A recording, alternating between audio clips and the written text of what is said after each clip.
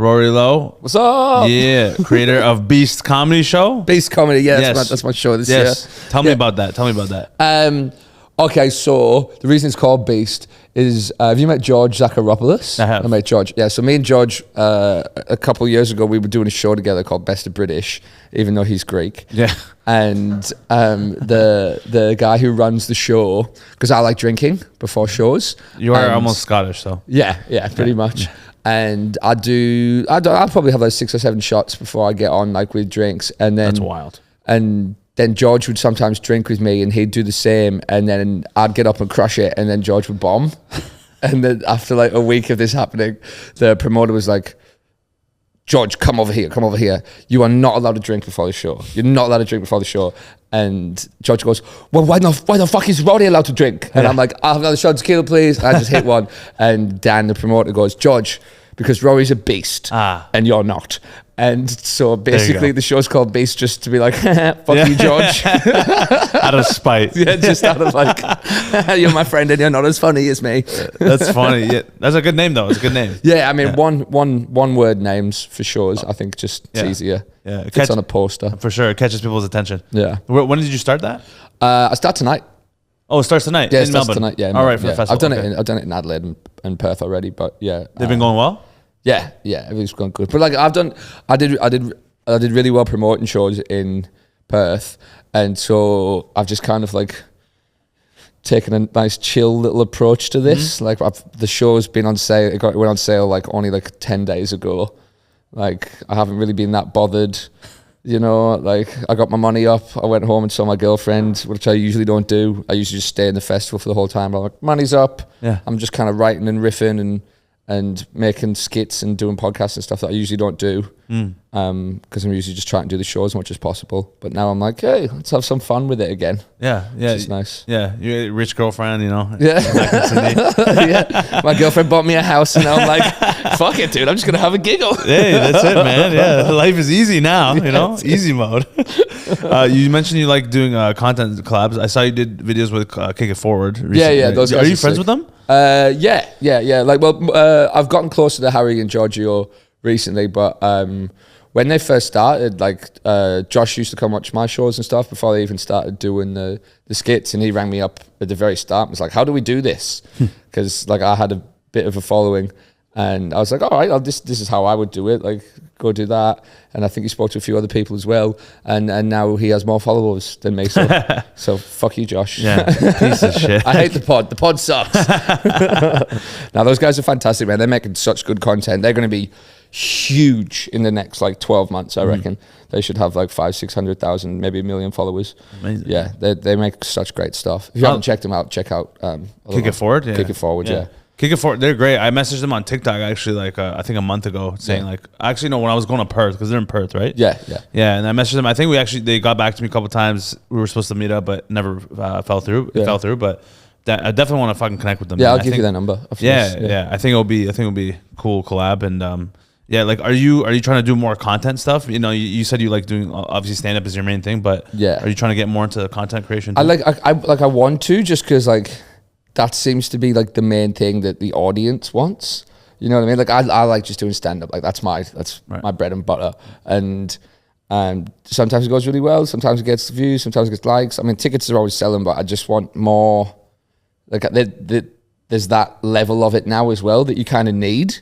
Like it used to be just like, oh, do stand up, do a panel show, get on a TV show, do a couple of adverts. But now it's like you have to make your own fucking acting career off TikTok to get anywhere.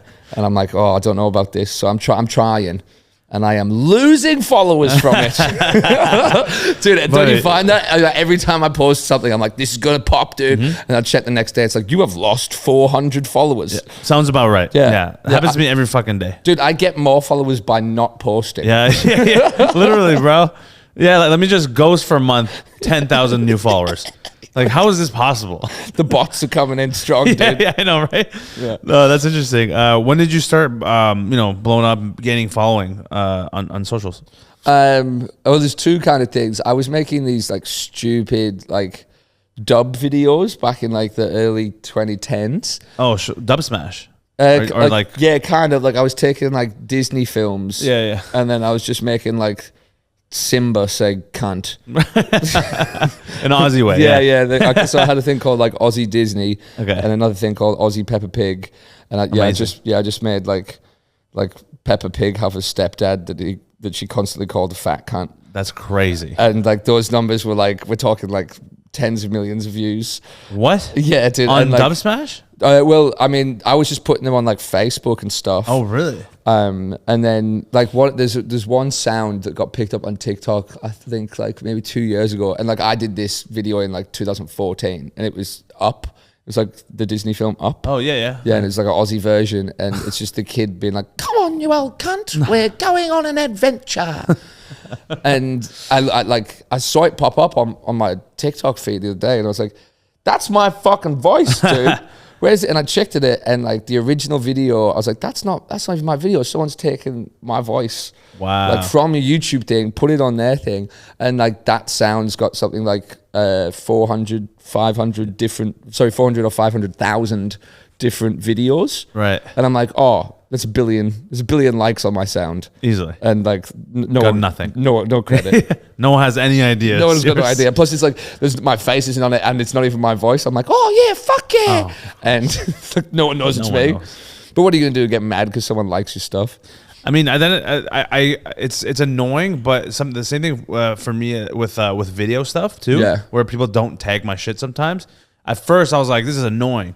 But second, after a while, I was like, oh, at least people are seeing my face. Yeah. Because then the next time when they see my face and my name's attached, they'll be like, oh shit, yeah, I remember that guy from that last one, and then they'll check your shit out. Plus, it's not like you just had one idea. You know what I mean? Exactly. Like thousands. It's not like it's not like you made iPhone. You know what I mean? Like you just make one thing. You're like, oh, dude, I invented basketball, and you're like, what? Right. No, you didn't. No, someone else did. Like, yeah, that was someone else, dude. That was mine, dude. Yeah. But you have like fucking thousands of videos up, dude. Yeah, I don't even think about it at this point. I put it out. Like I barely do more than one take when I'm filming dude, something. I'm so jealous of that. I sit there and I'm just like, no, we need to get a better angle. We need to get better light. And there's like 500 videos of me just doing like 2 words. And then I just give up. And I'm like, I just need some tequila and a fucking 10 people in a room with a mic. Let's go. Yeah, then you'll be a beast. Yeah. That's my vibe. Maybe that's what you should do. Maybe you should take 9 tequila shots before filming a video every single day. Then you'll start crushing. It's just the point of view, your boyfriend's an alcoholic.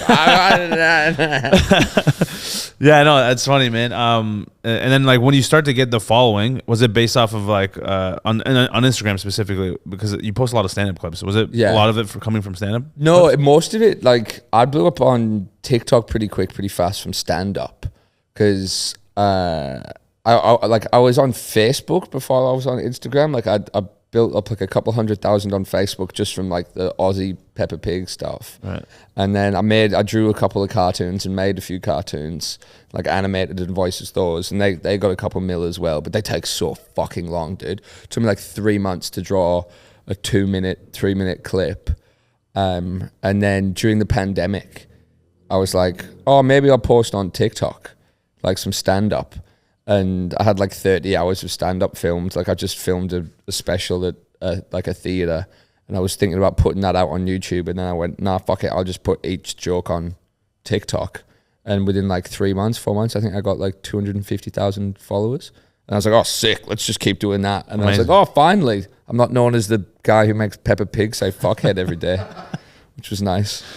A good change for once. Yeah, it's a nice change of pace. And then like my stand-up blew up, and then I stopped posting for a while, and then like literally I was like, oh, I'm doing shows again, like come watch a show. And the first comment, oh, I do more Peppa Pig, cunt. I'm like, oh, fuck you. Do that. Yeah. People don't forget. Yeah. Yeah, I saw a thing on your page actually. You were creating a new cartoon. Yeah. Are you still working on that? Yeah. I want that to be like 20-minute episodes. Wow. And that is taking a lot longer. Like I've scripted it and I've wrote the whole thing. Now I've just got to draw it, right, which is the hardest thing. What do you draw? What do you draw on? Well, the first cartoons that I made like a while ago, I drew them on this like free platform called what was it called? It was called Open Tunes, and I drew it with like my finger on a trackpad, dude. Like not even with a mouse. I did it like that. No, that's impossible. Oh yeah, dude, it was awful. Just popping Dexies and just giving myself blisters, man, trying to draw cigarettes. Yeah. Rory's been working so hard. Look at his hands. Look at his hands. Hardest hands in comedy, mate. Just one finger. But there's I downloaded the program that they use for like Bob's Burgers and Rick and Morty and all that stuff. So I've been watching tutorials on YouTube trying to learn how that program works. That's dope. Yeah. And so again, like it's not just like trying to draw it, but also trying to learn the program, like, and basically like, I would do this as a professional. And you're like, well, now I need to learn the actual, like a full fucking 4-year college degree course worth of information of some Pakistani dude on YouTube. 100%. That's what it is, man, dude.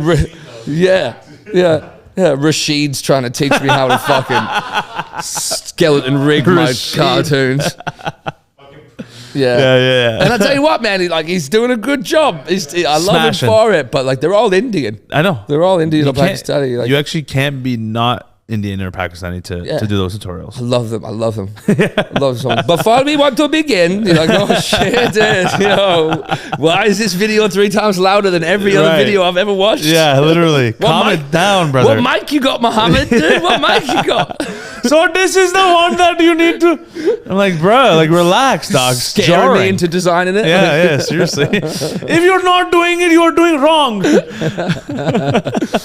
So what got you into doing the animation stuff in the first place? Why are you interested in that? There was a thing when I was growing up. Like I guess it would have been on like Dub Smash or like E-Bombs World, like those old school fucking like the websites before YouTube. And there's this thing called Geordie Postman Pat, and it was like Postman Pat, like what is that? You know what you know what Postman Pat is? Postman Pat? Postman Pat. No, what is that? All right, okay, dude. So there was this cartoon that when we were kids in England. I don't know if obviously you haven't seen it, right? But it's basically like it's like stop like clay animation. Okay. Right, and he was a postman. He was like a delivery guy. Oh, okay. Yeah, and he was called Pat. Right. Okay. All right. So it's called Postman Pat. All right. And it's kids show, and he'd just go around delivering post. That's the whole show? That's like the whole show, dude. And like someone would be having trouble, like a cat would be stuck in the tree, and like Postman Pat would get the cat down and then be like, well, there's your Amazon. And like that was the thing. And I reckon when I was 10, I saw someone had done a dubbed over version of it where they'd done like Geordie Shaw. Like, someone had overdubbed it in Geordie. Oh, and they're like, you like white eyed Pat, you proper daft bastard. And it's just that, and it always stuck in my head. That's and great. Then I made the first Aussie Disney, which was like a Aussie Lion King, and it's just the start of the song where he's like, oh fucking yeah nah, fucking yeah nah. That's good. Fucking what do you reckon, cunt? Fucking yeah nah, yeah nah, yeah nah. Yeah. And it was like, I think it was like what 14-second clip, and I put it on my Facebook. And I think I woke up in the morning, it had like 20,000 views. And this is when 20,000 views actually meant something. True. And I also sent it to like Unilad. Oh, yeah. Classic. And my mate rings me up in the morning. He's like, dude, have you seen your video? It's blown up. I was like, yeah, man, 20,000 views. He's like, what are you talking about, dude? It's got 3.5 million. That's crazy. Like overnight on Unilad. And I was like, all right, sick. Now I'm just making these. And so I made about 100 of those. Wow. Yeah, I did every Disney film. Oh, and then I feel like I've seen maybe a couple of these. There's a few. There's so many of them, dude. And then I ran out of Disney films, so I did like a couple of DreamWorks ones, and then Shrek, and then I tried to do a couple of like Sesame Street ones, and they didn't really work. And then I was like, I kind of need a kids show because that's how I kind of found it funny. And I was like, oh, Peppa Pig, and because it was just so easy to like, there is more hours of Peppa Pig on YouTube than there is of anything else, and I have watched every single episode of Peppa Pig that you could ever, like I've watched thousands of hours of Peppa Pig, and they'd be like, oh, the Queen died. I'm like, sick. I know the exact episode where they go to England and go visit the Queen. Wow. And now I'm like, oh, the bitch is dead. like she dies and just stuff like that. And so every week, especially during lockdown, I was doing like a topical like Peppa Pig one. Yeah. And like that's how I met my girlfriend. I made Peppa Pig have autism after getting a vaccine. And it's just like Peppa Pig going, I want to count hundreds and thousands. I've got autism. This is wild. Yeah, and I was like, oh, I probably shouldn't put this out. This is fucked. And trying to get cancelled. I thought so. I was like, this is probably the most hectic one I've ever put out. And I got so much love back from like parents with kids who have autism. Oh, wow. And they were like, oh, thanks for making this, because we find some of the things that our kids do so funny, but like we can't, like, we don't talk about it to other people because they feel uncomfortable with us talking about our like autistic kids and laughing at them, even though they're our kids. So I got heaps and heaps and heaps and heaps of messages of people being like, yeah, my son's like this old, he's like non-verbal, like this made us laugh so much. And then I got one DM from like this girl, and I was like, ooh. And she was like, I think you're kind of cute. I saw your saw your vaccine autism Peppa Pig shit. And I looked at hers and I was like, oh damn, you're pretty hot too. So we caught up and like we've been dating for 3 years. That's amazing. The power of social media, man. We're about to get married. That's insane. We're about to get married because I made Peppa Pig have autism. Your wedding's got to be Peppa Pig themed at this point. If it's not, it's an absolute disgrace. Yeah. Yeah. That'll be fucking hilarious. Yeah, dude. It's a wild journey, this comedy game. Yeah. Right? I know, right? Yeah, it's sick. You're mentioning about like the kids who have the parents who have kids that are autistic. Yeah. That actually reminds me of like doing actual stand-up shows live, and you know how people get so caught up and you know, woke when it comes to like making fun of people who are, you know, marginalized or you know, people of color or like people with disabilities. Yeah. I'm like, how do you feel about that when you're like doing your shows? Like, you just double down, right? Yeah, I mean, it depends what it is, because like I played a lot of like soccer, like a lot of football when I was growing up. So a lot of the people I played with, like I played with a lot of black dudes, dude. Like, you know what I mean? Like I played with like refugees and like Sudanese and like I played with motherfuckers, dude. Yeah. And so we were always laughing, we're always talking shit. And so I grew up around black people, and so if I see black people in my crowd, I'm like, hell yeah, dude, can't wait to talk to this person. Like that's all I want to do. If I see someone in a wheelchair, I'm like, oh, you got the best seat in the house. Like I love talking and including people who everyone else refuses to look at. Like, because it baffles me so much, especially like here in Melbourne, where it's like, it's so woke. Yeah. Like, it's so woke. But then, like, when the people get in, when comics get on stage and you have someone in the crowd that is, like, different, they refuse to kind of acknowledge them in a way that doesn't include them like everyone else. Like, and I feel like a lot of the time, like, if you fuck with someone who often isn't given the time of day like everyone else, if you treat them like everyone else, like, they're gonna feel like everyone else, and for a bit of a second, they're gonna forget that they're a bit different. And so it's important. It's so important to fuck around. And it's like, you came to a comedy show, like you're gonna have a sense of humor. You know, you're in a wheelchair, like, and you're at a comedy show, like, dude. What do you expect? Like, but also like, like you've gone through like some of the hardest shit ever, and like, let's be honest, the people go through the hardest shit have usually got the darkest sense of humor, because you have to, because you're either laughing about it or crying about it. And if you've a comedy room, you're probably laughing about it. 100%. So like. And plus, every time you meet someone in a wheelchair, all they do is make wheelchair jokes. They love it. They love wheelchair jokes, dude. It's all these straight leg stand up motherfuckers that don't like these wheelchair jokes, man. That's true, man. And it's funny because like my dad, he's not in a wheelchair, but he has one leg. Yeah. Oh, so, sick. Yeah. It's pretty. Yeah. He's dope. He's a legend, bro. Does he have like a full on prosthetic? Well, he has one that if he wants to, he can put it on at any time. Otherwise, like he walks around with the crutches still. Yeah. But he used to, when he was working full time, like as an engineer, he would go to work with the fake leg. Yeah. It was just more of a professional look. But now, like when he's at home, he's chilling. Like he's just straight crutching it. You know, just one leg in it the whole time. Just one leg in it. But he's the same way. Like I feel like I get a lot of my humor from him too, because he jokes around about like, you know, like he's like, oh, yo, you should. He doesn't know any better because he's an immigrant. Like he's like, he loves my that I'm doing comedy, and he's like, yo, you should do this. And one of your sets about like, you know, when I go to get a pedicure, like, do I get 50% off? You know, it's like he says shit like that. I'm like, that's funny. You know, it's obviously I can't do it, but. They always have the best sense of humor, man. Like people who have like are disabled or like whatever it is. It's like they actually want you to like roast them a little bit because they feel like they're a part of something. Yeah, dude. Yeah. And that's what's annoying about some of these shows in like woke areas. They're like they it's like, why are you getting offended for the person? Yeah. Who that guy's not even offended. It's like you're belittling them in the first place. You know, like, oh, little one-leg man, leave him alone. You're like, fuck you, dude. He's gonna kick you. He's gonna put 5 toes up your fucking asshole right now, dude. 100%. Like I find it so. It's like, because I've got a couple of mates who are in wheelchairs back in Perth, and like when I'm out with them, there'll be people come up and go, oh, hello. You're like, dude, he's in a wheelchair. He's not fucking retarded. That's what I'm saying. Exactly. Do you have you ever like run into something like that at a show where someone got offended or like, you know, they fucking not offended, but I have a joke about I've a joke that I go to this rugby game, and there's a dude singing a song like in the middle of the field, like before the game, and he's singing "You'll Never Walk Alone," and everyone's like looking at the screen, and as the cameraman zooms out, you realize the guy's in a wheelchair, and I'm like, dude, they're making the guy in a wheelchair sing the song.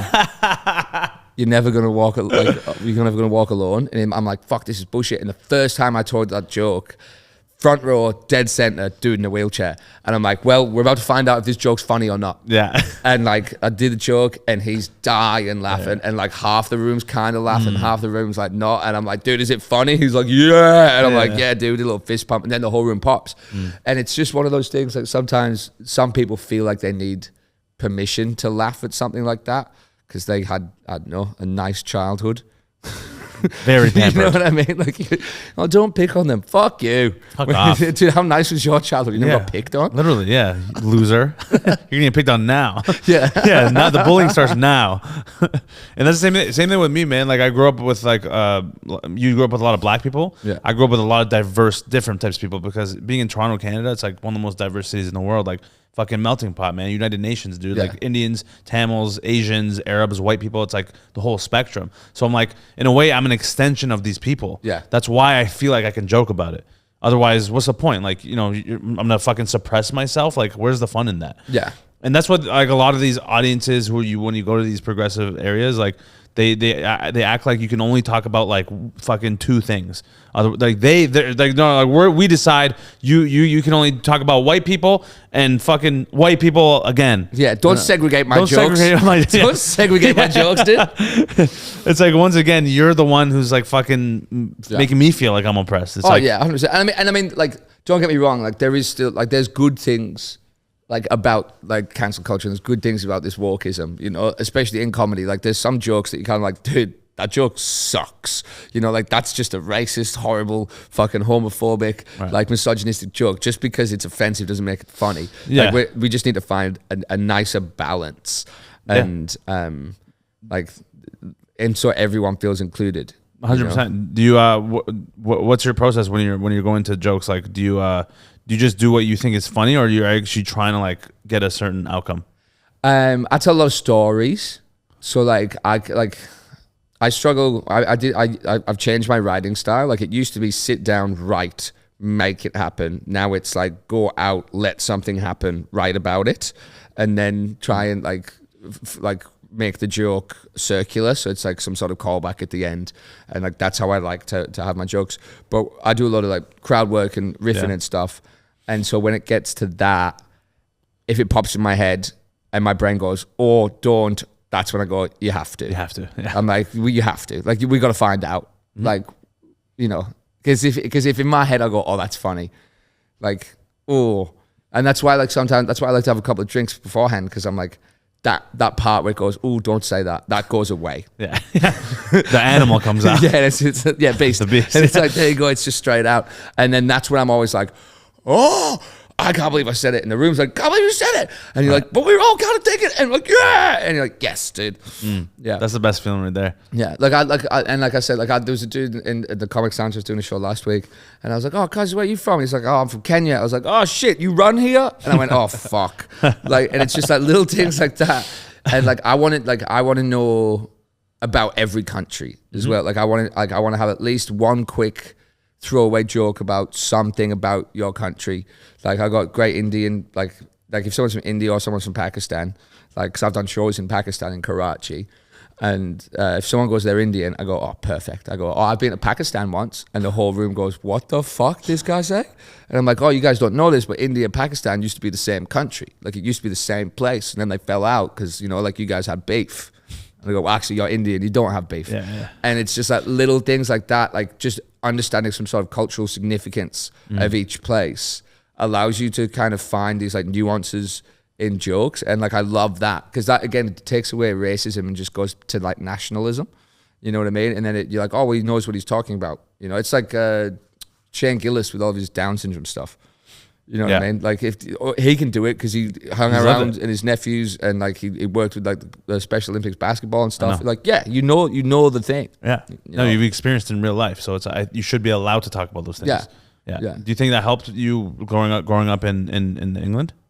with like the race stuff, with like all the black people you grew up with, like doing that thing? Like, do you think that it allows you to be more comfortable talking about that stuff? Yeah, 100%, man. That's 100%. Like I always have this kind of like weird fantasy when some white woman cancels me for saying something that she thinks racist, and then my press conference is just going to be like me, like I'm at Kanye at the VMAs, and there's just like 30 black dudes behind me, all in like hoodies and like sheshy masks and like black Air Force One, just going, nah, he's with us, you know? Yeah, shut up, he's with us. Yeah, and so like it's always one of those fun things, but like you don't notice it until someone calls you out on it either. You're like, oh, dude, I thought what I was saying was perfectly fine. And they're like, no, it wasn't. And I'm like, hey, like, Million, was that fine? He's like, yo, that was hilarious, dude. You're like, all right, cool. Yeah. No, I agree, man. I 100% feel that way. Like, because like, I most of my stuff is very cultural stuff. Yeah. So like, there's a show specifically a few days ago. It was like a room full of white people. It's fine. Like, I don't mind. It's just there was one black guy, an African guy in the front. And I have a joke about like immigrant pronouns and like how immigrants don't care about pronouns, and then I do like an African guy, like how he would react. I do the whole act out with the accent, and it's accurate, right? And I know what I'm talking about. Yeah, I've done the research, right? And I've grew up around people like that. I do it the whole time. The whole room is just silent. This one guy is losing it. Yeah, it's just like Def Jam for him. Yeah, bro. literally. Yeah, exactly. So and then afterwards, another comic was like, "Dude, I wish you filmed the different angle from the audience to you to that guy and posted that so you can show how fucking stupid these people look." Because it's like, well, I get it. Like, you're trying to be progressive and stuff like that, but man, like if the guy himself who's from that background is enjoying it, that should allow you as an audience member to also enjoy it. Yeah, it is. So I did something. I sat down with a couple of my boys, like Noongar tribe, like indigenous, a couple of Japanese, like indige guys from up north in Broome in WA, and like we sat down with us, like 5 of us, like me and 4 of the boys, and like we just wrote like positive indigenous jokes that kind of like took the piss out of like white people from perspective of the indigenous. And like I talked to Dan Simpson, who's the indigenous comic as well out here. We were talking about that literally a couple of days ago, and I had 1,000 people sold out of theater, and I was like, we're filming it. I really want to do these jokes to represent the boys, and like the jokes were like silly. You know what I mean? It was like Aboriginal people, they're dancing and they're oral stories. Like their dancing tells stories. It's such a beautiful art form they have. You have like the snake and like the emu and the shark, and they have like different dances that tell a whole story. And I'm like, well, what do white people have? We got the sprinkler. Like, we got the shopping trolley, we got the worm. And like, we actually stole the worm. It used to be called the witchetty grub. Oh. And it's just like, it's a stupid joke. And it's silence, dude. Sold out theater, silence. And like, me and the boys, like a couple of nights before, I just dying laughing at just like white people colonizing a dance move and making it worse. And like, not one person in the thing found it funny at all, Really? Yeah, except for a couple of whoop whoop at the back, like, oh yeah, the people in the back always love it. It's the reason why they're in the back. Yeah, that's crazy. Have you experienced that like since, just in general? Like, what's your take on like doing comedy in like Melbourne compared to like Sydney and Perth? Like, have you had those audiences where they just kind of like they dry up as soon as you talk about certain things? Yeah, well, I mean, I only tend to talk about certain things in certain places now because I know it works better or it doesn't work. Like, I always want to give the audience kind of what they want. I think that's important, right?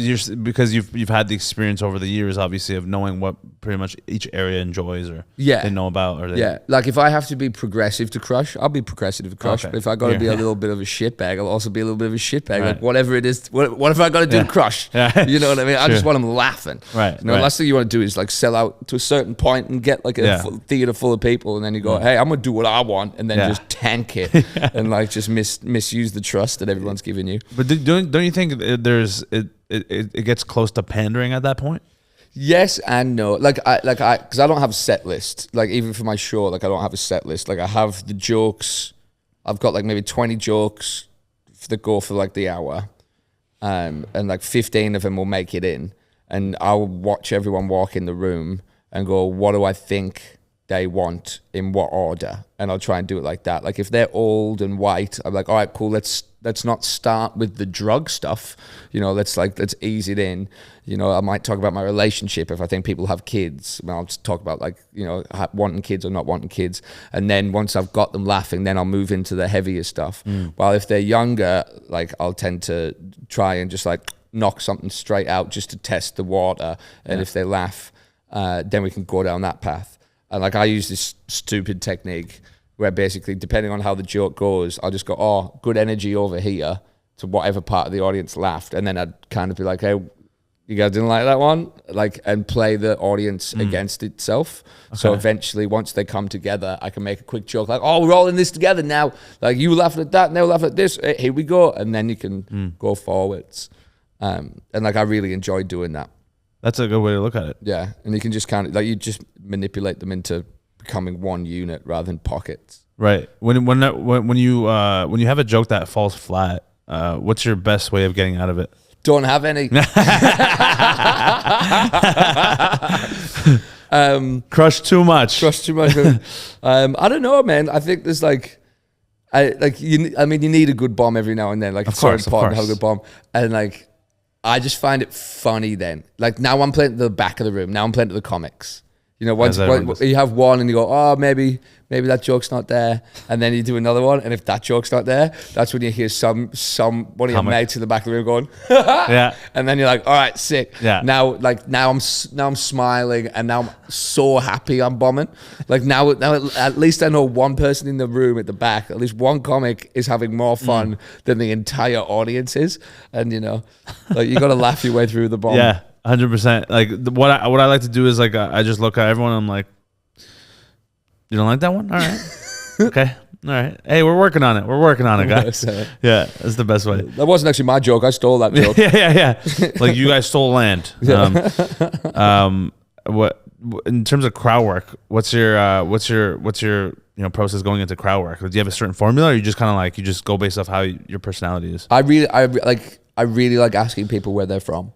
I love asking people where they're from. Because you have something ready to go after that, or both? And because I always learn something.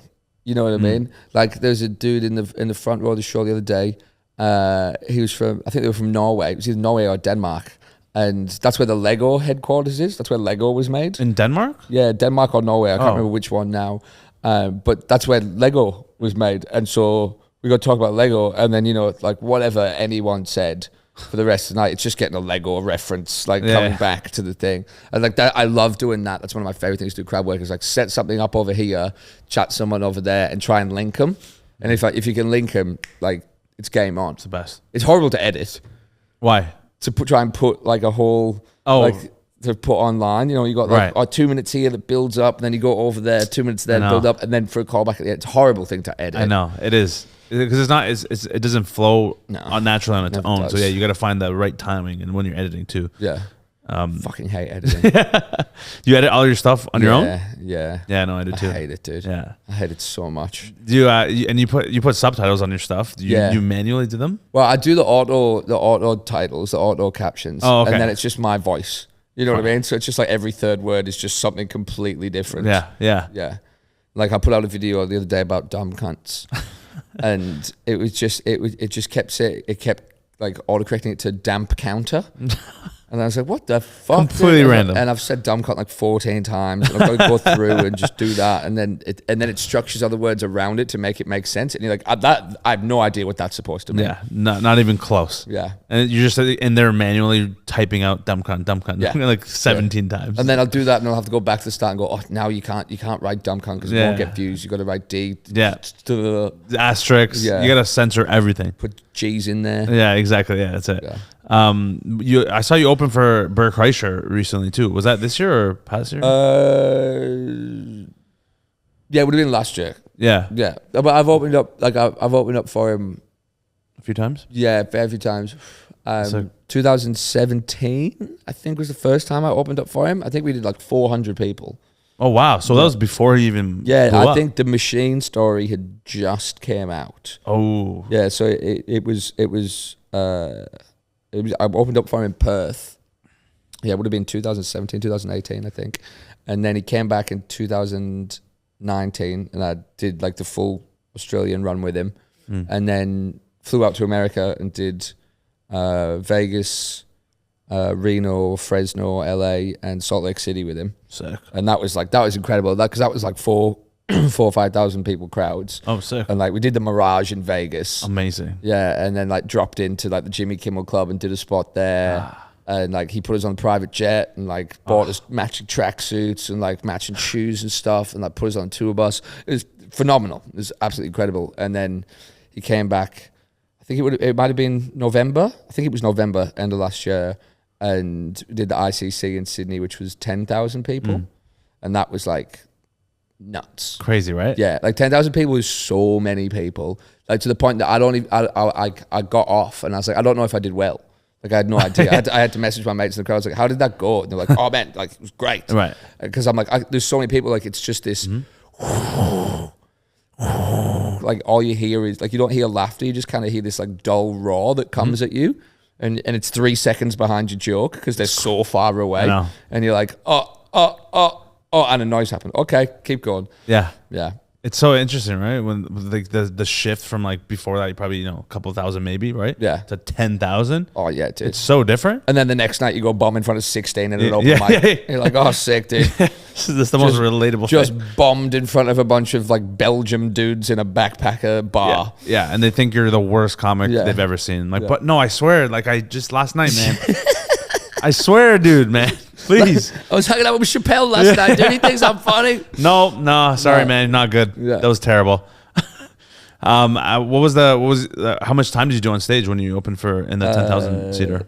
15, I think. Nice. Yeah. And you saw, you probably noticed how much less jokes you could do, right? Because dude. Yeah. Like, 15 minutes, you're like, oh, I've just done a 7-minute set. Like, that's all I've got time to do. Because when they do laugh, like, you're like, oh, here's my punchline. And then you usually go punchline, laughter. But in something that big, it's like punchline, silence, silence, silence, laugh. And you're like, right, my rhythm's fucked now. Like, you know what I mean? Now you've got to hit the joke and then just pretend you're confident for 3 seconds and do a little walk. You're like, yeah, I'm going to pace up and down this thing because if this doesn't go well, I'm just going to walk straight off outside and kill myself. Because it's just, it takes so long for the sound to travel to you. It's so crazy, right? Yeah. Such a different feeling. Like most comedians will never experience that. Yeah, I never thought about that way, yeah. Right? Yeah. Unless you're obviously opening or you yourself are selling that shit out, which is insane to think about. It was definitely a dream, man. Like five figure audience was like, that's crazy. Like one of the guys that was on tour with him looked at me afterwards and just went, fuck, man, I guess we're going to need bigger dreams. And I went, shit. Yeah, we are. Reality check, Yeah, like fuck, dream bigger. Yeah. Yeah, because I saw Maddie Smith was there too, right? I know her. Maddie. Yeah, from New York. Yeah. Wild and out chick. Yeah. She's dope. Yeah, she's so funny. Yeah. It was her, Mark Smalls, and me who were opening for Bert in Sydney, and then did Trevor Wallace on his Australian tour as well, and he's sick, dude. Nice. He's dope. Yeah, dope dude, right? Yeah. Cool dude, bro. Super cool, and his sketch game is fucking so good, off the charts, bro. Yeah, one of the best. Yeah. And he has just a great formula, he just knows what he's doing every time. Yeah. That's what baffles me more than anything about like just writing sketch. I'm like, I don't know how, like now my brain's like trying to like figure out sketches every day. I'm like, oh yeah, what, like it's raining outside. What can I do about rain? I'm like, oh fuck. I know. And sometimes you get to a point where, because I've been making content and doing stand up, like trying to grow together for like past 8 years by like at the same time. And sometimes I'm conflicted. I'm like, fuck, is this a bit or a video? Yeah.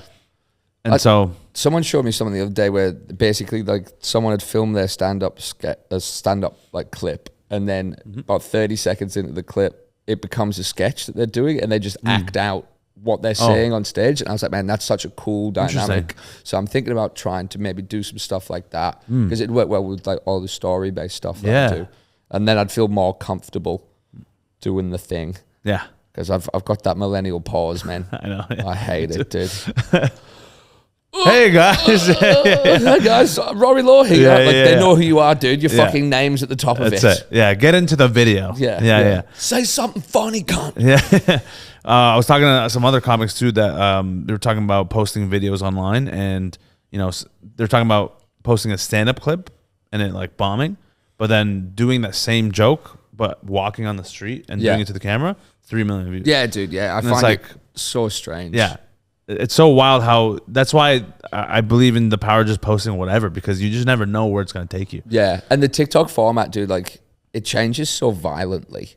Yeah, like what you thought it was, you're like, oh yeah, dude, I've got a sketch that's kind of like it fits like kind of what people are doing right now, and then you upload it and everyone's like, lame, lame. Yeah, last this sucks, week, cringe. Yeah. I think that's probably my biggest fear. Is someone going, oh, this is so cringe. I'm like, oh, dude. It is terrible. Yeah. I've gone it a few times, but hey, man, it is what it is. They just don't have context, man. And also, what are you doing? Yeah.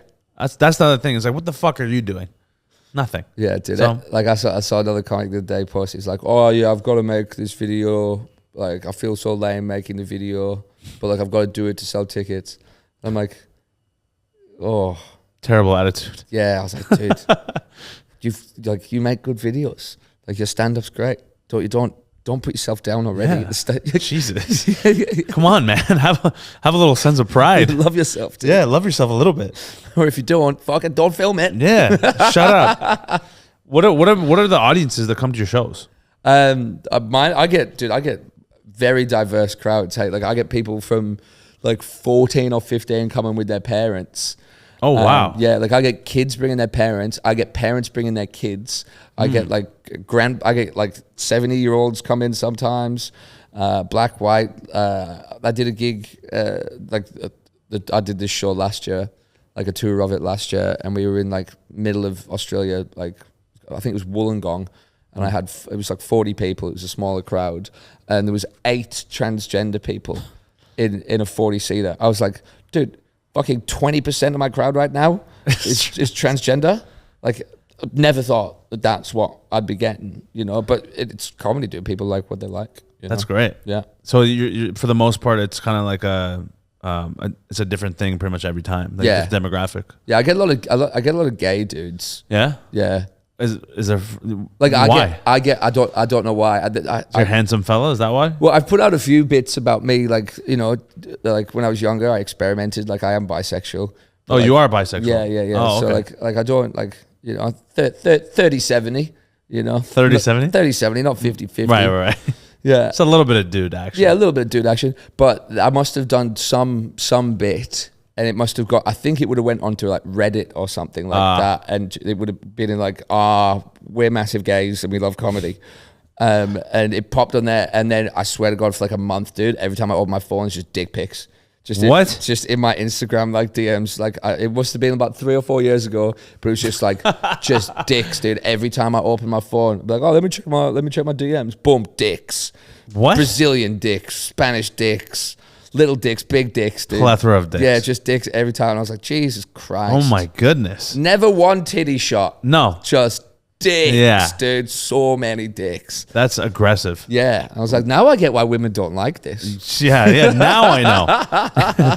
This is Just finally I understand. Just trying to catch an Uber. Yeah, Dicks. dick. Yeah. You're the fucking driver. Yeah. Is dick pic. Yeah, 5 stars. 5 stars. Turns around and is like, hey, you want to see my dick? Yeah. He's like, yeah, sure. It was weird, man. I like Sam Smith, like the musician. Yeah. He follows me. What? Yeah, dude, such a Right now? Yeah, He follows still you? right now. Yeah, like I have no idea why. He's gonna get on board of that dick pic train. Yeah, dude, it baffled me. I was like, where has he seen my stuff? Yeah. And that's what I had like 40,000 followers, and one of them was him, and he had 14 million. I'm like, dude, whoever's in control of your Instagram account, clicked the wrong dude. Probably. But also, maybe not, man. Fucking, you'd be surprised at who's watching your shit. Yeah, it's always weird, isn't it? Yeah. You never know, man. That's the power of social media. It's like, you never know who you're going to reach, and also like what people are watching that might help you in the future that you have no idea about. Yeah. Who's the most famous person that follows you? Do you know? Yeah. A little bit of flex. I see his face. Yeah, a little bit of a flex. I don't know if you're ready, bro. I don't know if you're ready for this one, but yeah, it's time to officially announce that Drake follows Champagne you? Pappy, baby. No way, Drake follows you. 66666. Drizzy Drake, let's get it. You better unfollow Kendrick right now, dude. Good thing I don't follow rappers. Yeah. Yeah, so Drake follows you? yeah, it's pretty crazy. Have you ever sent him a DM? Yeah, once. Dick pic?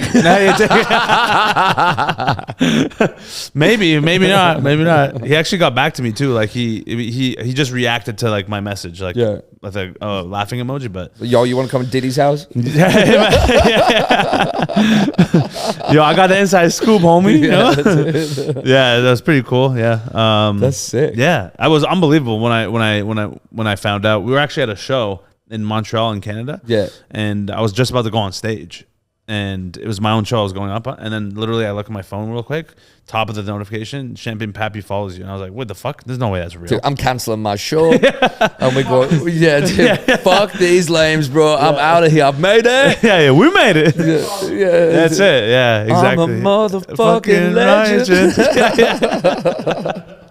Legit, That's bro. sick. I was like shocked. I was like, "There's no way. This must be like a fake account." Yeah. I click on that shit. 100% real. What album did you drop? Like, what year did he start following you? Oh, this was like this past September. Oh, dude, like This year. recently?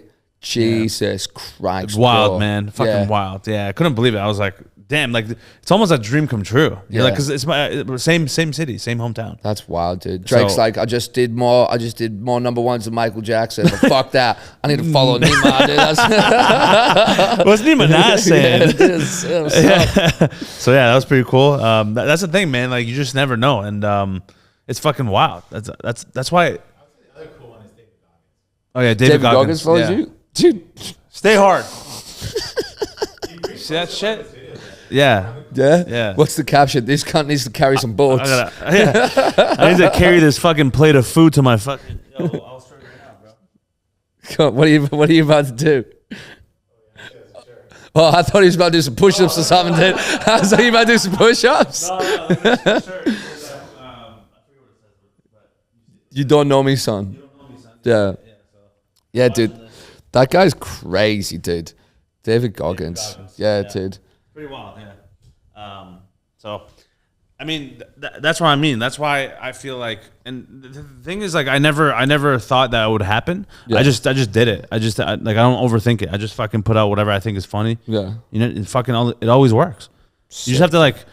I think just comes down to being authentically yourself, and that's what people really fucking gravitate towards. Yeah. More than anything. I'm trying to do an absolute fake pretend thing.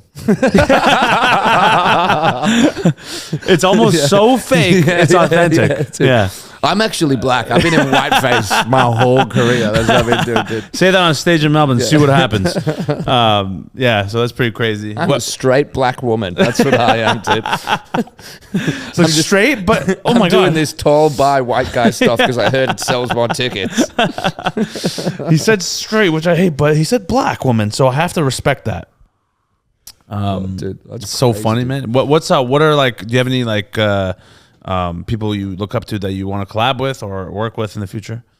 Like sketch wise and stuff like that. Like, it's definitely a fair few, just because I like what they're doing. And I think it's cool. But stand up wise, I just want to keep gigging in front of as many people as possible. Like, there's no one. Who? Just as many people as possible. Oh, I want to do like an all black crowd. Yeah, like that's one of my they're the best. dreams. Like, not necessarily like gig, like, because like Bert, Ari, Andrew Schultz, like Mark Norman. Like, I've gigged with these guys already. Like, I've already crossed like a fair few off my list. Sick.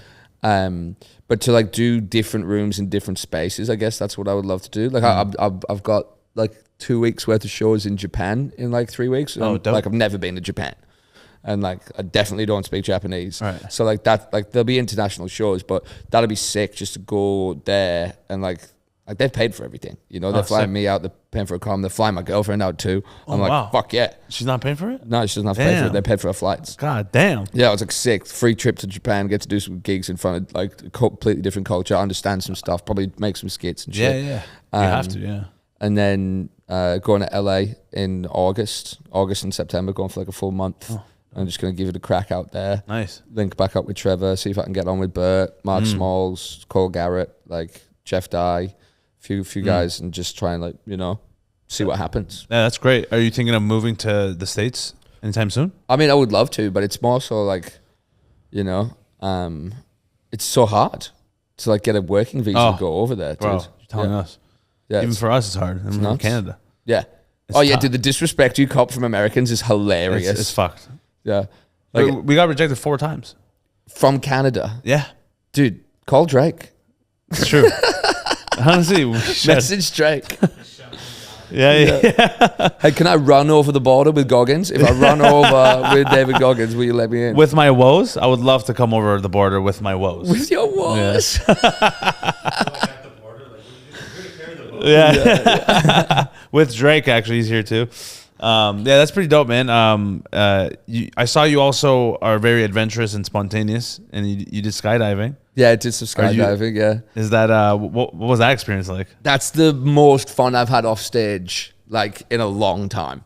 Really? Yeah. Like the feeling is, it's so intense. It's so immediate. Like, cause like as you're flying up, I think we did 10,000 feet. So it wasn't like the highest one, but like I was with a couple of my mates, and like one of them was kind of nervous, and I was just yelling the whole time. I was like, can't let that doubt in, baby. Yeah. Can't let that doubt in. As soon as that doubt comes in, you die. It's done. So I was like, just let's go, man, let's go. For like the whole way up the plane, just like, I'm ready to fucking do this.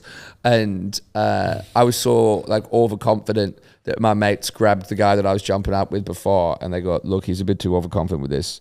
When he jumps out, fuck with him. Ooh. And so this dude literally, he's like, you ready to go? I'm like, yeah. He's like, all right, let's do this. And he pretty much just backflipped out of the plane. And I went, oh no, no. And like your stomach goes just into your fucking like mouth. Right. And like your balls go down to your fucking toes. And you're just like, what's happening? And you're spinning and like, whoa. And you're just seeing like land. Like just kind the of world, like coming back at you, and it's the full bend, and we did it like over like a tropical island and stuff, so it was cool. Beautiful. But the feeling is like it's such a rush. I know. Yeah, like, I haven't done it, but as soon as we landed, we were like, let's do it again. Oh, really? Like immediately, we were like, let's do it again, dude. Either that or get a bag. Let's get a packet in, dude. Which one is it, guys? Yeah, skydiving's cheaper. Yeah, literally. Yeah. That's sick, man. For the whole day, you're just fucking like, you like literally we landed and we're like, we need to fight someone. Like you want to? I'm in my primal era now. Yeah, dude. Like, I'm ready to punch a kangaroo. Like let's fucking go. Yeah, it's so much fun, man. And like I haven't done I can wakeboard and I can. Oh, that's cool. Like you know I can do those things, but those are just commonplace in Australia. You know, they're not like riding a jet ski here. Is like a working class thing to do. What? Really? Yeah, it's like, and that's what I find so funny. Like everywhere else in the whole world, like it's like, you're on a jet ski, dude. Like that's crazy. Like you in Dubai on jet skis, and here you're like, yeah, we're on a jet ski with Derek. You know, Derek's a carpenter. Yeah, and he's got 3 jet skis in a ute, and like we're all just off the back of them, you know, with like a surfboard waxed up and like a cable tie, and you're like, that's fucking cool. Yeah. This is the real Aussie fucking experience right here. Yeah, and it's such a working class thing to do. Have a jet ski wild. In Australia. That's completely wild. Yeah, I've never jet skied in my life, and I think that was a rich person thing to do. No, not here, bro. That's crazy. Because what happened here was like there was like this big mining boom. So like all the miners and stuff. So if you were like an electrician or like, I don't know, you like digging holes, they just sent you into the desert for like 2 weeks at a time. 1 week come back and you'd make like 350 grand at the age of like 18. That's crazy. Yeah, that's what it was back in like what? Yeah, like the mid 2010s. There was like this huge mining boom, and like everyone that I went to school with like dropped out of school, just went and dug holes in the desert. And by the time they were 21, like bought a house, had 2 jet skis. That's crazy. And like they just had working class jobs. They were just tradies. And then, you know, and then all like the people went to uni who were like accountants and like lawyers and stuff. They're on like a quarter of that. Literally. Yeah. Fucking peasants. Yeah. Idiots. What are you, a lawyer? Yeah, gross. Go dig a hole, loser. Yeah. Yeah. You need to be bullied now. So was that the only time you went skydiving? Yeah, it's the first time I did it then, yeah. But like, because my missus is a stunt double, so she does stunt double. Yeah. What the fuck? Does. Yeah. So who is this lady? Yeah, she was not. Is this the Peppa Pig lady? Yeah, this is the girl that hit me up with Peppa Pig. Jeez, marry this woman immediately, dude. Yeah, I am. I'm going to propose. Yeah, she was Natalie Portman's stunt double for Thor. Oh, what the fuck? That's crazy. Yeah, it's wild. So she gets set on fire and gets hit by cars and like jumps off buildings and does like like Muay Thai and kickboxing and like fights, like MMA. Yeah. That's why you're not leaving, because you're Yeah, scared. I'm not leaving. I'm not allowed. You're scared. That's terrifying. Yeah, you don't want to fuck up with this one. Yeah, dude, I've got an ankle monitor on now, just so she knows where I am. Tracks exactly where you are at all times. She's the best, bro. She's fucking sick. That's dope, man. But yeah. So she does all that stuff. And so it's always funny, like when I go do something crazy like that, she's like, yeah, whatever. Yeah, I've done it like 15 times. Yeah, whatever. And I'm like, and my mum always takes the piss out of me. She's always like, oh, Rory's going to be crying. Tara's going to be having the best time. Yeah. I do this in my sleep, and I'm like, no, it's too hard. Yeah, please help me. I need my mommy. Yeah. That's crazy, man. I had no idea. What, did you know that she was a stunt double, like when you met her? Like, well, she slid in the DMs, and I clicked on the on a thing, and like her first video was her jumping off like a 5-story scaffolding that was on fire. That's insane. And I was like, oh yeah, we can hang out. Yeah. Hell yeah. This is the rush I need. Yeah. And I scrolled down a little bit, and I was like, oh, and she got big boobies. You always need those. You need the mommy milkers at some point. I like my big boobies. Do you guys do those things together, like the skydiving shit like that, or like? I did that in Perth, like with the boys. But we've been meaning to make like videos together and like do stunts in the videos.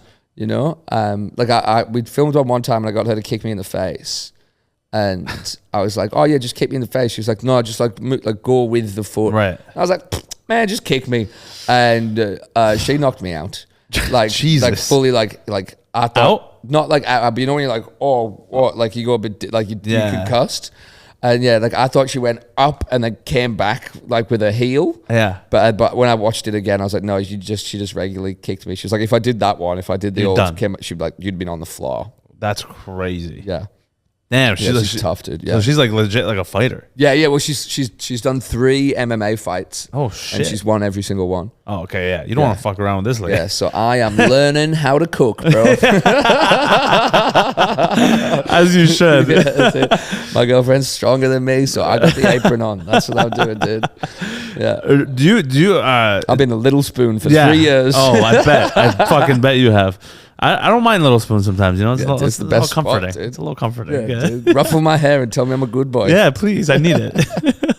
How do you feel about like the like gender roles with like within a relationship? Like, are you more traditional, or like you don't care? Like you're more like, oh, dude, like I have 4 younger sisters. Oh, okay. You're the oldest in the family. Yeah, I'm the oldest, and I have 4 younger sisters, and so like they always ran that, like they ran the house, right? Like, you know what I mean? Like my mom didn't particularly cook that often or that well, because we were all playing sport and there's so many of us, and so we never really had like mum was cooking and clean. Like she definitely did a lot of cleaning and like laundry and stuff, but that's because she's got like 5 kids, you know, so there's just constant laundry. But like I would much rather be a stay-at-home dad than anything else. Like it sounds like the life, dude. Like when you think about it, you're like, dude, what do we do? We're waking up today. What are we doing? We're playing Batman.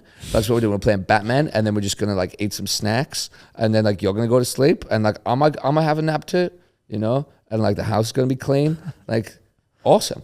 Like it sounds sick. Yeah. Like I know that women want to get out there in the workforce and stuff like that, but like to me, I'm like, you just threw away my dream job.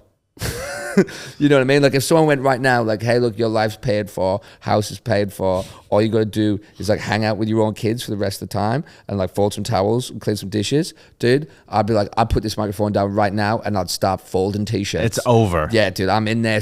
I'd scrub a bath. If I had to scrub a bathroom once a week. Oh yeah, and I just play with my kids every day. They're sick. Dude. It's over. You're learning every trade in the world. Yeah, dude. To stay at home. Like I love kids as well. Like, oh really? I don't have any.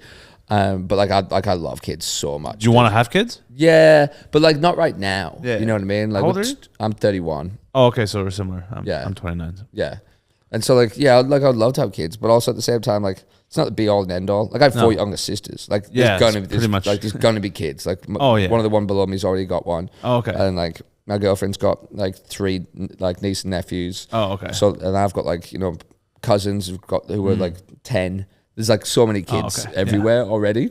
You're running just a constant daycare over here. Yeah. And like, so I'm not bothered about like having my own. I just like hanging around. Yeah. Little dudes. Dude, they're so much fun. So fun. Give you so much energy as well. Yeah, like, yeah, you know, yeah. and they're And like, life. fuck, I'm gonna do some dance moves. Like, I know, yeah, right? dude, I'm gonna do some dance moves. They're man. so easily impressed. Yeah. Oh, You fucking do one move, they're like, oh my Dude. God, do it again. bro, I don't know if you farted around like an 8-year-old kid recently, but did you fart around an 8-year-old kid? Yeah. You are crushing harder than any joke you have Any- written in 10 years, bro. I'll tell you right now, you fart in front of a kid and you're like, that's it, bro. That's it. I am Kevin Hart to these little motherfuckers. Thank you bro. so much. My name is Rory Lowe. You're like, wait until I pop out another one back to back, dude. Oh, just fucking crushing. Yeah. Yeah. Rolling laughter. Yeah, dude, do one of them and then just poke one in the belly button. You're like, Yeah. oh, it's over, It's bro. over. Applause Crush it. break. Yeah. Applause break. That's pretty dope. Do you think having kids while doing comedy would like significantly make your career or life better, or like do you think it will be a big challenge? I feel like it's one of those things like, you know, like right now I'm like, dude, like we're partying, we're having fun, we're drinking with the boys, we're going on tour, we're just having the best time. And so the comedy's for me, you know? True. And it's like for me to like live out my dreams, which is basically my dreams are just like have fun and make people laugh. But like as soon as you put into like perspective, like having a kid and that responsibility, I think your work ethic would just change immediately. Like your drive would change immediately because now you have to succeed to a level for someone else. It's not just for you. So that's very daunting, you know? So I could like, and like both me and Tara, my missus, like we both want to be like way up before we have kids. Yeah. Like we want to be comfy. We don't want to be like, oh fuck, we gotta buy a $2,000 pram or like, you know, we got to like paint the, like whatever. Yeah. Because kids are expensive, dude. Oh fuck yeah, I know. Yeah. Yeah.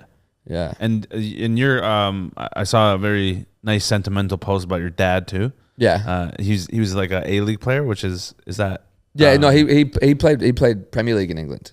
Yeah, Yeah, and he was it an A-League coach. Holy here. fuck, that's crazy. Yeah, so like my dad's got a hell of a story, dude. Like he was when he was 17, he got like offered to play football. I got offered a contract, and my granddad was like, "Nah, you're not allowed to play football as long as you're living with us until you get a trade." So he went and became a welder, started playing football, became a professional football player, played for Birmingham City. While he was playing professional, he went to night school, became an engineer. Ended up playing for England, got 3 caps for England for international like level, played against like Italy and stuff like that. Moved the whole family out here as an engineer, started coaching me when I started playing. I played pretty good. And then he coached like the state team, like West Australia. I played for Western Australia. And then I got cut from the team. My dad cut me from Wow, the team. really? Yeah. And like the guys he cut me for now play for Australia. So Like they the play national team? The national team, yeah. Oh shit. And I like was at uni. I went to uni, decided I wanted to become a comic. I was like, I'm going to drop out so I could do comedy. And he was like, fuck you. Like I was welding, playing football, and going to night school to become an engineer. You shut your fucking mouth. Yeah. Go back to school. Right. So I have a master's in architecture. Oh wow. Yeah, so I finished master's in architecture. I mean, it took me long enough. It took me about 10 years. Jesus. And then basically as soon as I got the master's finished, this was going quite well. So I was making enough money that I didn't have to work. Yeah. That's crazy. Yeah, it took you 10 years to finish the Masters of Architecture? Yeah. Why 10 years? Because it's 2 degrees. One is a Bachelor of Environmental Design. The other one's a master's. Oh. So the first one took me 4 years, and then the second one took me 2 years. But to graduate the master's, you had to do 3 months of work at an architecture firm, and so I just didn't do that until pretty much the pandemic hit, and I couldn't gig. And I was like, oh, okay, I should probably do this now. Right. And then I also looked up the guidelines of the university. It's like, hey, look, if you haven't finished it in 10 years, we don't count it. And I went, oh fuck, shit. I got like 6 months left, so I just went and got a fuck. job for 3 months. Oh wow. And the best thing was when I walked in there, the guy who I was working for, the guy who ran the firm, I walked in, he went, hey, you're pretty funny. And I was like, this is going to be an easy 3 months, Yeah. maybe. Right. Yeah. And so as soon as I finished that, went back on tour. Oh, sick. Yeah. That's a great feeling to know. Oh yeah, dude. It's nice to have everything done. I guess like at the time you're like, oh man, fuck this. I'm just going to be a comedian. But architecture's helped my comedy more than anything else in like a weird way. Really? Why do you think that? Shape of the room, like designing stuff, design posters, websites, just having that creative aspect and stuff like that. Like all the computer animation and stuff, learning how to do that and just learning how to use like programs and like work ethic and like staying awake for fucking 4 days trying to draw, staying awake for a few days trying to write jokes, you know, instead of being like, oh, I'll just wake up when I want to wake up and write jokes when I want to write jokes.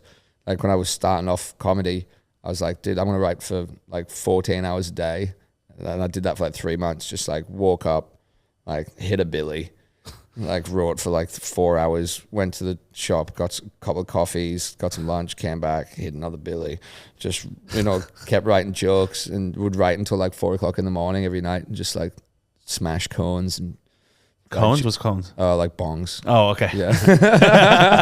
I was thinking ice cream cones. You know, that's what I was doing back in the day. Oh no, dude, I had like dreadlocks down to here. Oh like, shit, you were a hippie. Yeah, I was like massive hippie dude, like wearing velvet and had dreadlocks and just like punching cones and writing jokes, drawing buildings. Oh my god, that's all I did for like 4 or 5 years. Then you build that foundation quick. Yeah. Yeah. And now if I smoke like one joint, I'm like, I have a brain tumor. I can't do this. Yeah. I'm paranoid. Someone's after me. Yeah, I don't like it anymore. Yeah, that's interesting. Like you think because you have a degree in architecture, you actually makes your stand up sets different by just reading the rooms better, or like yeah, 100%. I mean, I don't know if it's necessarily just architecture, but I think like having any sort of other job as well as comedy adds to the comedy. Like regardless of what it is. Like even if it's like, oh yeah, I did accounting, it's like at least you can do your own tax. Yeah, you know, like you've got a business. So like you see a lot of like, especially in Australia, I don't know what it's like in Canada, but in Australia you see a lot of comics used to be lawyers. Okay. Which I was like, man, that's weird. They seem like very serious people. But then you're like, well, it's public speaking. It's like, you know, the amount of skill that you would learn from arguing and creating a point and structuring an argument and stuff like that you would never think about turning it into something funny. Yeah, like that works really well as well. Yeah. You know, and like even like Dr. Jason Leong from like Malaysia, who's out here at the moment as well. Like he's a fucking doctor. Oh. You know what I mean? And it's like, it's whatever kind of level of like work ethic you have to finish those things. Like it instills something in you that I think is very vital in comedy, because it's so easy to be a lazy motherfucker in this game, dude. Oh, I know. Like you can just sit around all day playing video games, smoking joints, and then just go do 10 minutes and like, you know, make a couple $100 and crush to 20 people and be like, I'm the king of the world, dude. And then you just come back and you do that for like 2 years and you're like, well, now I'm old now. No one gives a fuck. Yep. And you just lose all momentum and kind of ethic. And so, you know, you got to keep it in you. Summed that up perfectly. Yeah. With most of the culture of comedy, at least. Oh, yeah. On a amateur to like, you know, intermediate level. It's so easy to win this comedy game, dude. Like, yeah, I mean, you know what I mean? Just do some work. Right. You know what I mean? The bar is low. The bar is so low, dude. Yeah, just like in dating. The bar is very low. Like some of the greatest comics, they're all fucking junkies and heroin addicts. Like look at Mitch Hedberg and stuff. Yeah, I know. You know, like all these dudes did it like literally from lying on futons and like, with no skill. They just got up and talked. That's it. Just sit down and write jokes for 1 hour a day. Fucking some kind of habit. And you'll get there. Some habit. Yeah. Stare at a wall for 5 minutes every morning. That's it. That's actually better than what you're doing now. Yeah, it's literally it. Like, people like, you know, comics have always got jokes. Like, oh yeah, man, you know, it's been a pretty hard week. I've done 45 minutes. You're like, dude, if you did 2 hours a day, like, you know, 14 hours a week, you know, 52, 14, what's that? 700 something hours a year. That's pretty good. Like, you're gonna get pretty good at it. I know. Yeah, if you play guitar for 700 hours a year, you'd be shredded by the end of the year. That's facts. Yeah. So what's your routines? What are your like daily or morning routine you have, or like something to set you up for your comedy? This is my morning routine. No, dude, like I have two sides. Like George always laughs at it because like he came and stayed at my house in between the two festivals. Yeah, and like a lot of people only see me as like they only see me at nighttime. Right, it's nighttime Rory. Yeah, there's nighttime Rory, and then there's morning Rory. I wake up about 10 o'clock, 10:30. And I'd put on a record. I put on like some Miles Davis or some like John Coltrane. I put on some like 1960s jazz, and I make myself a coffee. And at the moment I'm reading like some like 1934 Russian literature bullshit. Oh, wow. And I'd sit on my porch and I'd feed magpies. Magpies? Yeah, I listen to jazz, read Russian literature, and feed birds. It's a complete lunatic. And like they'll jump on my arm and sit on my shoulders, and I'll feed them. Like what do you feed them? Sunflower seeds. Oh, they love that. Yeah. Don't they poke out your eyes? Dude, aren't they known for that? Dude, like this is the thing. Everyone thinks magpies are like violent, angry creatures, but they recognize you and like I this is gonna sound mental. I like talk to them and shit. Like I'm like, and they whistle back at me and stuff, dude. And I'm just sat there reading my book, playing jazz, and doing that. And then at about like 1 o'clock, I'll start like editing and work hours, and scripting and working that. And then I'll try and do, if I can, I'll try doing like 2 gigs a night. Okay. Yeah. And do you also go to the gym and stuff too, or like do you do anything like that? I want to. I want to, but like, and like every now and then, I reckon like once a year for like a month, I'll be like, yeah, like let's go. Yeah. Like I'll go so hard, and then I'll just stop. Yeah. What do you think that is? I don't like it. Like lifting weights specifically? Just I feel like I always grew up with like exercise being a team thing. Oh, okay. More fun. Yeah, like I played football, I played volleyball, like I played like a lot of sports. And so when I'm just by myself doing it because I know I need to, because it's healthy, I'm like, this sucks. You know, and I don't like it. And like, I want to be better because my girlfriend's so physical and so strong. And like, every now and then, like, she'll come home, like, she wakes up like 5 a.m. And she'll go do like Pilates, and then she'll go do kickboxing, and then like, she'll go in, like, do Pilates instructor, and then she'll go do Muay Thai, and then she'll go do like 2 hours worth of stunts. And like, that's her day every day, dude. Like, every day. And then she'll also go walk, like, you know, like 3 or 4 Ks, like in between. And then she'd get back home at like 2 o'clock, you know. Or like she'll get back home and I've got like 2 magpies on my shoulder, just reading a book, drinking coffee. Like, morning. Yeah. She's like, "What have you done today?" I'm like, "I've been talking to the Steves." I've done a lot actually. Yeah, I've done heaps actually. I'm the magpie whisperer actually, babe. Yeah. And so I always feel like super guilty that I don't really have that in me. So I would definitely want to get into it more. Right. So do you go for walks or anything like that? Like at least, or well, like during the festival season, like that's what I do. Right. Yeah. Like when I get out of bed, like I'll get up at whatever time I get up, and then be like, oh, I'm gonna go right, and I'd walk for like 2 hours. I'd just and I'd probably walk around the same 6 blocks for like 2 hours, just doing loops and just thinking about jokes. Yeah. And like it's kind of like, yeah. Yeah. How do you write your jokes? Do you just you sit down and write on paper, or like you voice note yourself, or I tell my friends. You just talk to your friends? Yeah. I'd usually be like, "Hey guys, what do you think about this?" Or like something would have happened, like say something happened last night, and then you know tonight we're all catching up. I'm like, "Oh man, like this happened," and then if someone laughs, like at a certain spot, I'm like, "That's the bit," and then I just get up on stage and tell it, and kind of back myself into a corner, because I feel like. Every time I try to write the joke, I concentrate on too much on what I think a joke's supposed to be like. While if I just get up on stage with like a kind of a story or kind of an idea and back myself into a corner, and even if it's only just for 30 seconds or a minute, something will come out of my mouth that I wouldn't be able to write down. And then I'll get off stage and write that bit down. So then the next gig that I go to, I'll do that bit and then try and force myself into another angle. And then by the end of the night, I'll have like, oh, well, I've got 2 minutes of this. And if I do that for like 3 weeks straight, then I've got a 5-minute bit that I know is solid from the audience. And then I'll write it down. Oh, okay. And when then, you have like the beats already kind of. Yeah, once I've kind of got the joke done, I'd write it down and then be like, which bits seem to take too long?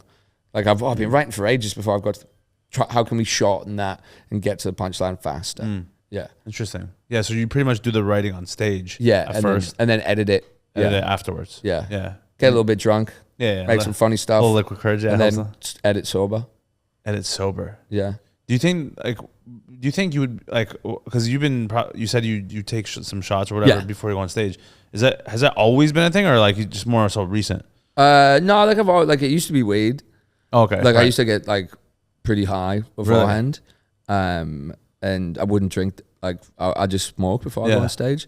And then that kind of died off and I started drinking. Now I drink before I go on stage. But then, you know, like for the whole of Perth, like I was sober for 5 weeks and I did it sober for 5 weeks and I did that last year as well. Why? Because it's just something you do every year, like for January? Or? I guess, yeah, sometimes it's like that. But like sometimes I know I get carried away. You know what I mean? I party a bit too much and then it's all just kind of a blur and I don't... like everything just becomes like so natural and instead of like me being aware, you know what I mean? So like at the end of the month, I'm like, what were my jokes again? Because I was just so in the thick of like every night gigging. Yeah. You know, like last year I did 700 shows. That's pretty. That's insane. Yeah, we did like 2 a night every night minimum. Right. Yeah. And you know, on the weekends, like especially during the festival, I was doing like 13 shows on a Saturday. Yeah, that's and wild. so like it doesn't matter how pissed you are, dude. You are like you're fit, like you are laughter fit, and you're just hitting stuff, and then you're like almost out of body, like living just on the stage like a ghost of some sort of comedy show, and you've just got the energy and everything's just kind of flowing good, and then you get to the end of it and you're kind of like, well, what did I say? No idea. And so every now and then I stop and I go, all right, cool, let's get everything that we had, let's gather all the data, let's put it into like the books, and then we've got it, and then that just lets it like settle and kind of fester in. And then like this show, the Beast one, like I forgot about this whole joke that I'd done, which was the dumb cunt one that I now tell, which didn't start off like that. It was just a joke about how I saw this guy attempt to rob a petrol station. Like he put his like fingers like underneath his shirt and was like, "Give me the money," and like that just happened one night when I was going to go get some petrol, some gas. Here in Melbourne? Or? It happened in Perth. Oh, in Perth. And I walked out and I was like, the funniest thing just happened. I just told everyone in the car what happened, and then we called the cops. And like that joke, it was a massive joke that I like during my show, and then after the festival season, outside of the shows, I didn't tell it. And this was like 2-3 years ago, and like someone came up to me in a bar at the end of Perth, on the very last night of Fringe when I was like, fuck it, we're having a drink. Someone came up to me, just some random, was like, "Oh my God, you know what my favorite joke of yours was? Is this petrol station joke." And I was like, "Oh shit, that joke's, I love that joke." And so I started doing it again in Adelaide, and because now it's been like 3-4 years since I wrote it, like it's fully, now I look back at it and go, I'm so much better. I can write this joke so much better now. So the taglines and the little things in there have just escalated it like to a different height. And so it's stuff like that, you know?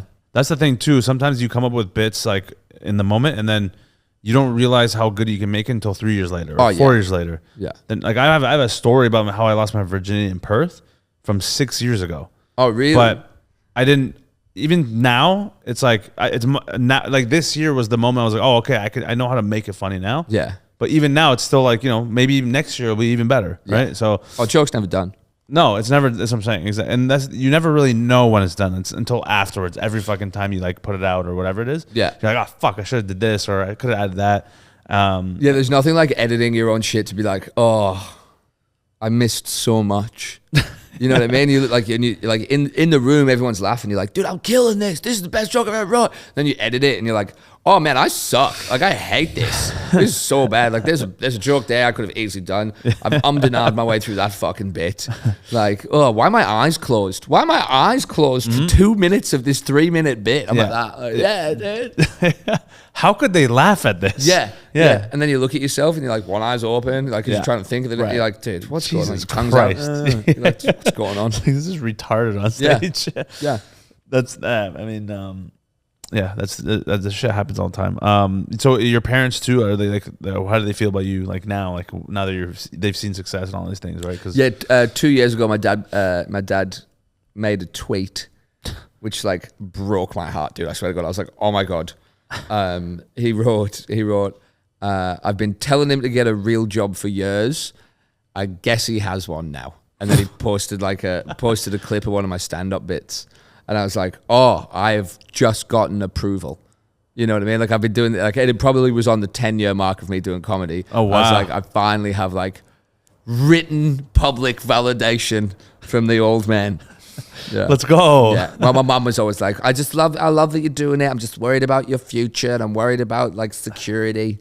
And I'm like, Mum, you should be worried about China because they're coming. China's coming and the robots are taking over. Don't worry about security. 100%. It's so funny because my parents are exactly the same thing too. Yeah. My mom said the exact words to me at the beginning, crying. Yeah. It's like, oh, why did you drop out of university? Like, my son's a clown. Literally. What are our cousins gonna think? Yeah. What are they gonna think? I'm like, I don't give a fuck what they think. That's good though, man. I'm glad that it's going well, and you're killing it, man, and it's gonna keep growing and growing. Just keep fucking pumping out that content, baby. Get that content game. Yeah, that's the vibe, bro. Yeah. Do you have any big plans for the next 5 years? Like where you want to take it? Like what's I really want to go over the States. I reckon by this time next year, I should be doing theaters. That's the plan. So this time next year, I want to be doing theaters. We'll go out to LA from August 14 to September 11. Never forget. Never forget. And so I'm hoping that something kind of happens over there, because like I've built up some good connections and good networking with people who are doing quite well. So I'm hoping that I can kind of just like drop into some spots and just be like, hey, what's up? And then I'm keen to see what level I am against other comics. You know what I mean? Like, it's so out here, there's not a lot of us, and it all kind of depends on who your management is to where you end up, what your level. Because I think there's 100 comics here that are like so fucking good that should all be getting like TV spots and specials and stuff like that. But there's only maybe 10 or 15 that are, you know? While in the States, like, you can be a nobody and still be making like 10, 15 grand like easily. A month, easy, you know?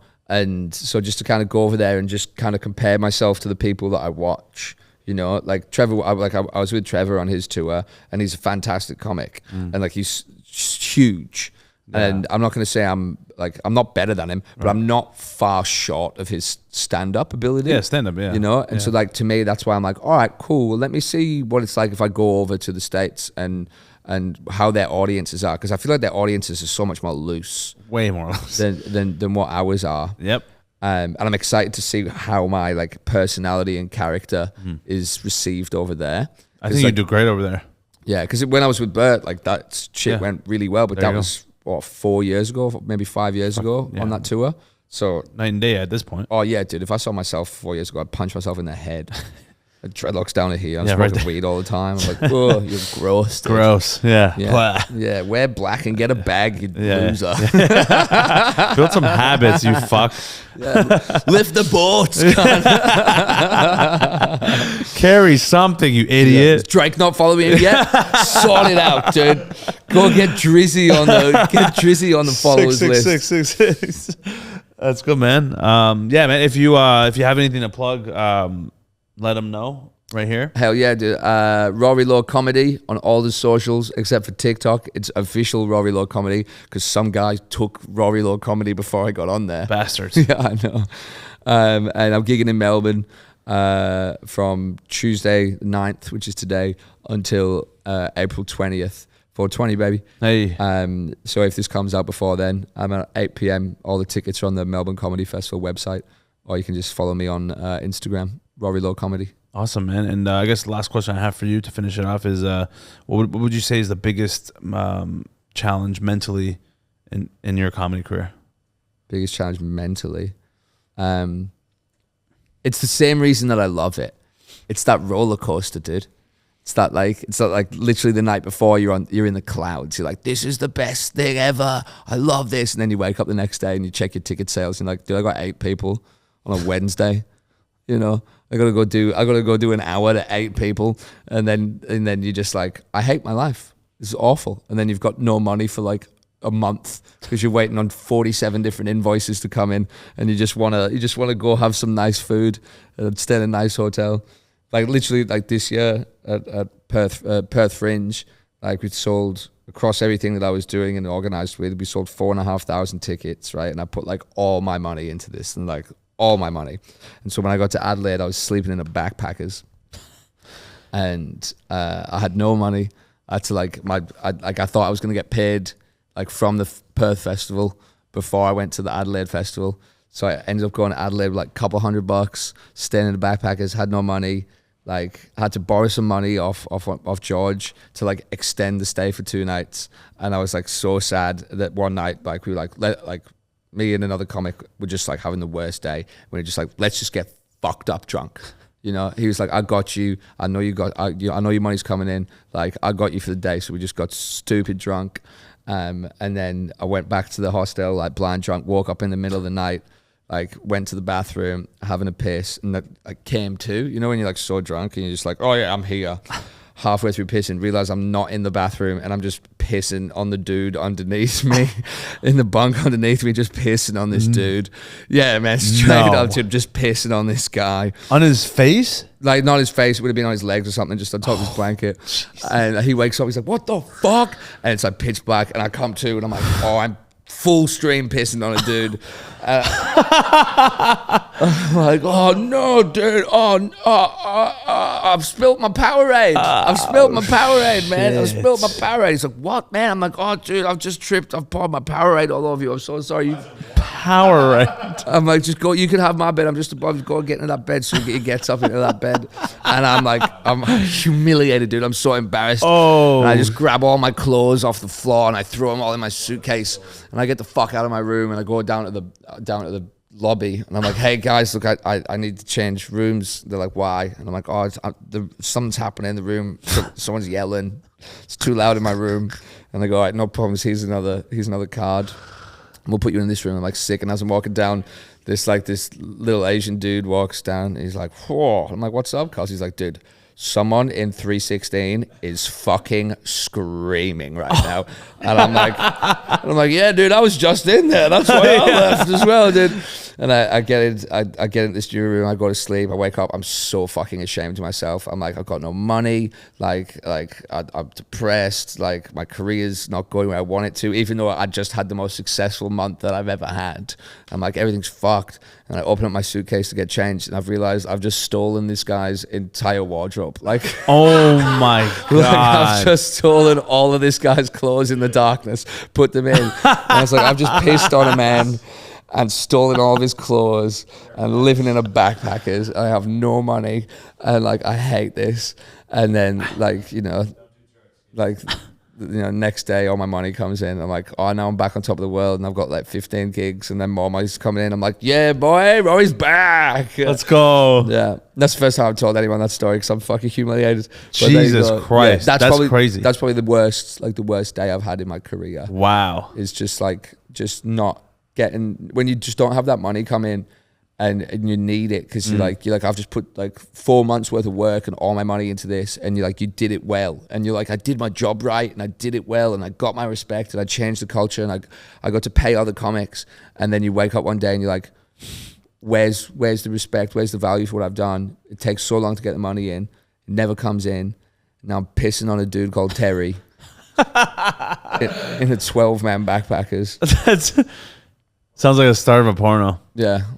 And then obviously, you're just sad for a couple of days, and then your money comes in. You're like, oh yeah, I nailed it. I did well. I just had a limbo issue. It's all worth it now. Yeah. Now I got to tell this story, and then put that in the show. 100%. But is your first time telling that story, bro? That's funny. That should be a bit, man. Yeah, it will be soon. Yeah, it should be. By the end of the week, it'll be in the show. By the end of the week, perfect. Yeah. You heard it here first. Rory Lowe Comedy. Check him out. Thanks for coming, man. Thanks for having me on, bro. We'll chat again soon.